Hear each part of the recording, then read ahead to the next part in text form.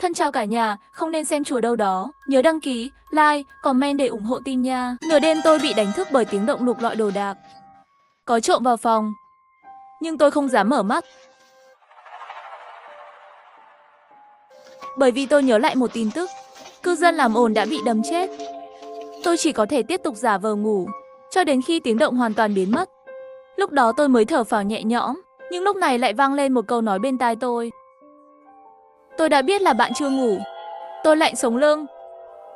Nhưng tôi vẫn giả vờ tự nhiên nhai một cái gì đó. Giả vờ tôi vẫn đang ngủ say. Không lâu sau, tiếng nói đó lại tự nói một mình, thật sự không thức sao? Còn ngủ giỏi ghê. Lần này tôi không dám lơ là nữa.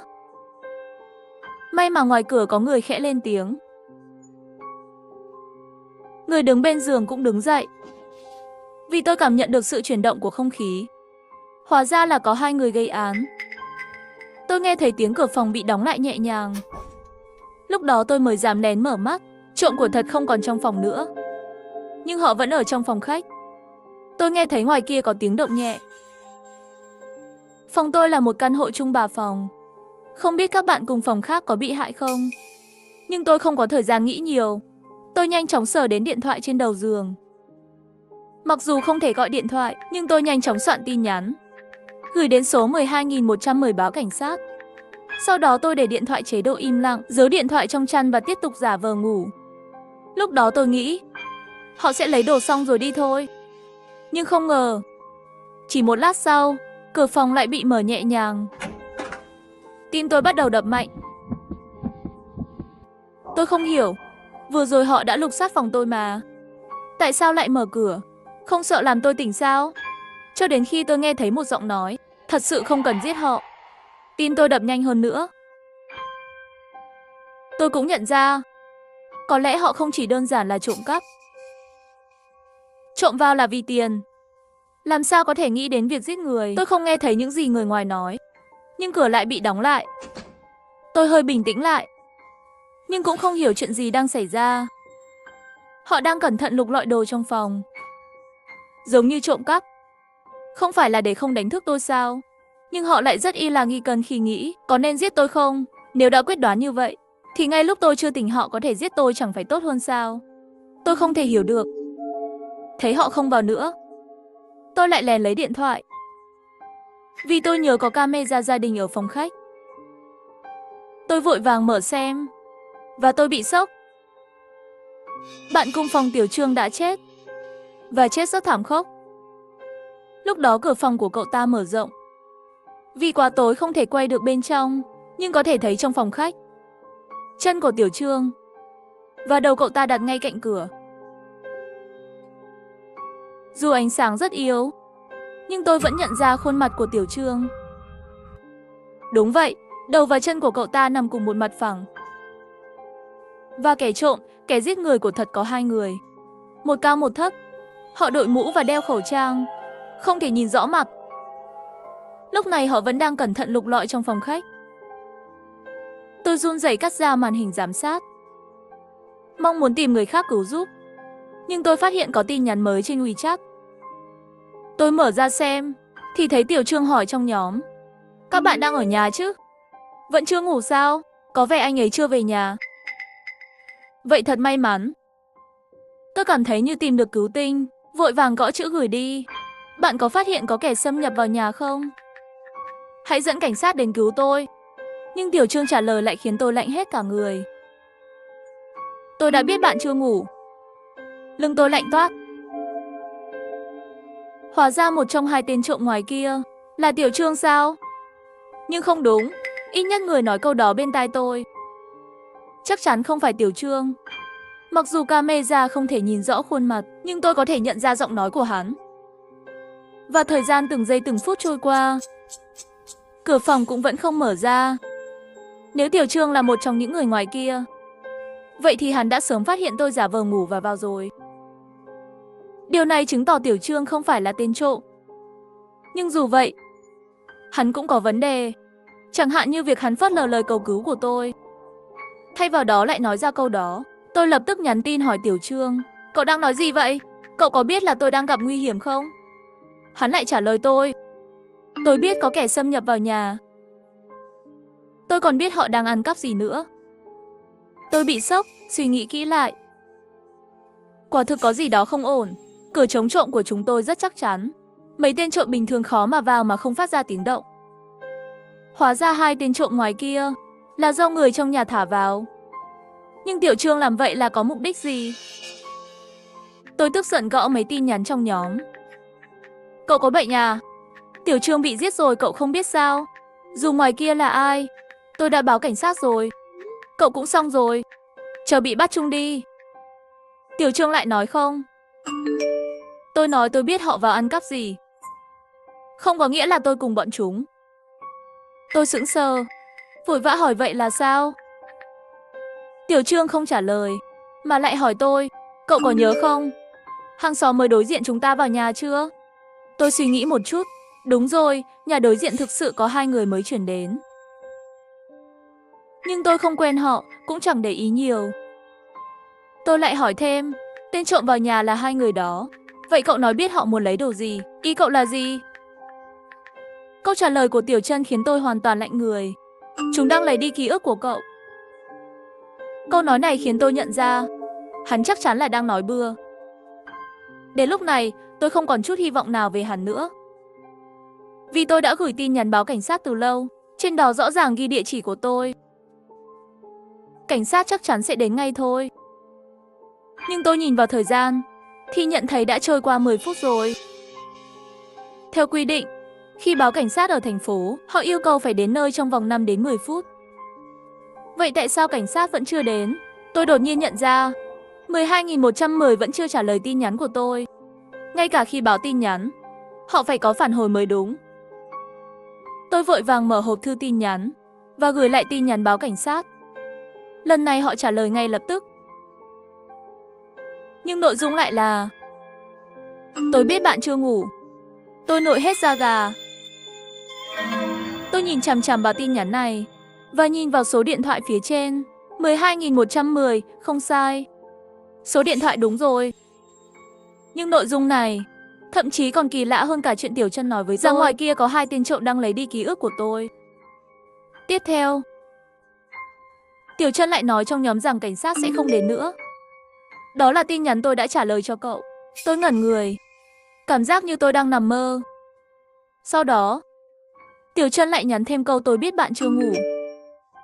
Lúc này tôi chợt hiểu ra, hắn đang chứng minh rằng hắn biết nội dung tin nhắn mà tôi nhận được từ 12.110. Đó là câu này.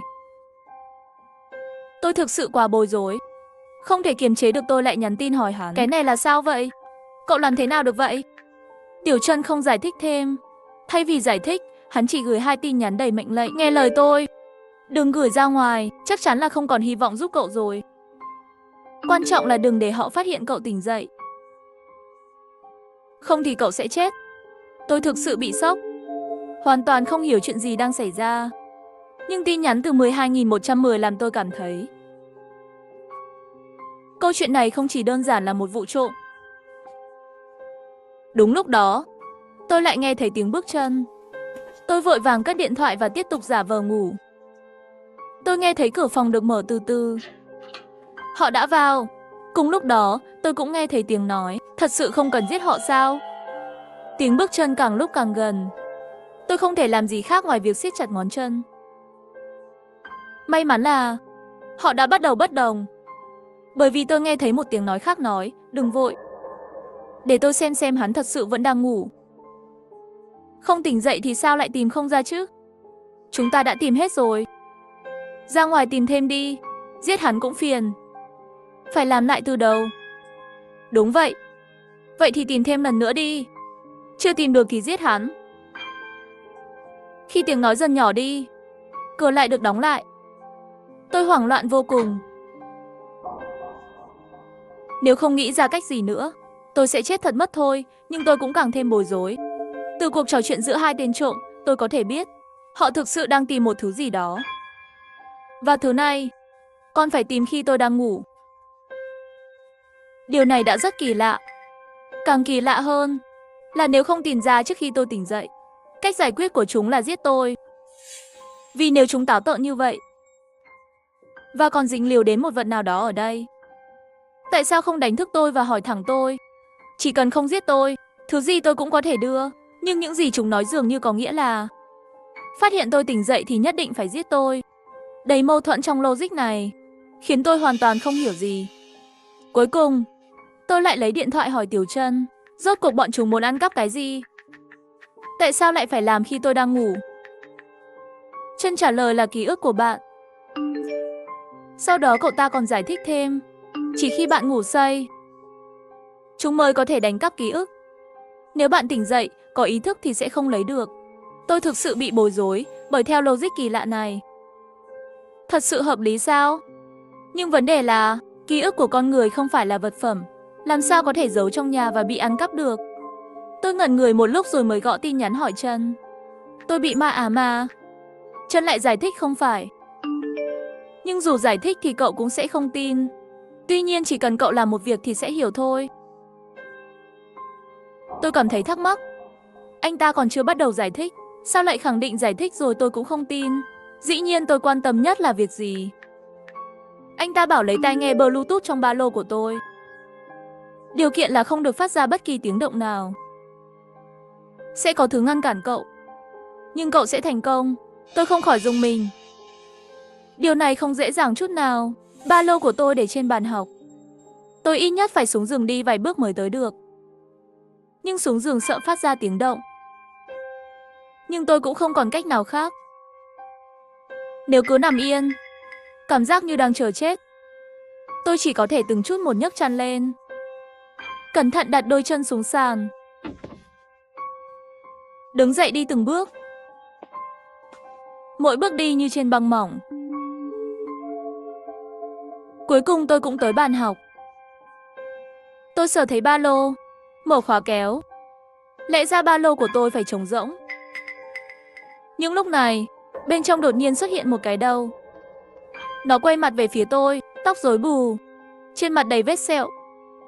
Tôi bị hoảng sợ đến mức suýt nữa hét lên. Cả người cứng đờ, tay chân run rẩy. Sau vài giây bình tĩnh lại, tôi mới nhận ra, đầu này là của Tiểu Trương, người vừa bị giết. Sao lại có mặt ở đây? Tôi không biết và cũng không muốn biết. Điều tôi quan tâm là, tai nghe của tôi nằm ở đáy của ba lô. Tôi lấy hết can đảm, đưa tay run rẩy, cố gắng không chạm vào đầu của Tiểu Trương. Đưa tay vào ba lô, tôi đã chuẩn bị tinh thần, cố gắng kìm nén không để mình hét lên.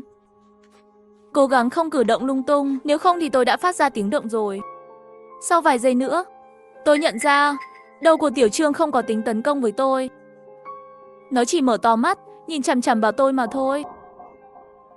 Tôi lại nghĩ đến câu nói của Tiểu Trân sẽ có thứ ngăn cản cậu. Nhưng cậu sẽ thành công. Thì ra đây chính là thứ ngăn cản tôi. Tôi tiếp tục đưa tay xuống. Cuối cùng tôi đã sờ thấy tai nghe Bluetooth của mình. Tôi run rẩy, lấy nó ra. Quay người muốn nhanh chóng quay lại giường. Nhưng ngay lúc này, tôi cảm thấy có một bàn tay đột nhiên từ phía sau đặt lên vai tôi. Tôi lại bị đóng chặt tại chỗ. Lúc đó, dường như cả thế giới chỉ còn lại tiếng tim đập của tôi. Tôi nín thở, từ từ quay lại. Nhưng phát hiện ra vai mình không có tay. Và phía sau cũng không có ai. Lại là thứ ngăn cản tôi bước đi. Lặng lẽ quay lại giường. Đắp chăn, sau vài giây tôi mới hoàn toàn bình tĩnh lại. Lấy điện thoại ra, tôi nhắn tin hỏi Tiểu Trân, lấy được rồi. Tiếp theo thì sao? Tiểu Trân đối với việc tôi lấy được tai nghe rất dễ dàng. Cậu ấy hoàn toàn không ngạc nhiên. Cậu ấy chỉ nhanh chóng tiếp tục chỉ đạo tôi. Đeo tai nghe vào cả hai tai, kết nối với Bluetooth. Mở ứng dụng nhạc. Chạy bài nhạc vô tận, nhắm mắt lại và nghe hết. Mặc dù không hiểu lý do, nhưng tôi cũng làm theo. Đưa tai nghe vào tai. Âm nhạc vang lên. Nhưng giấc mơ và bóng tối vẫn vang vọng. Khoảnh khắc đó, tôi lại cảm thấy một cảm giác quen thuộc không thể giải thích. Và vì tôi nhắm mắt, tôi như rơi vào bóng tối vô tận.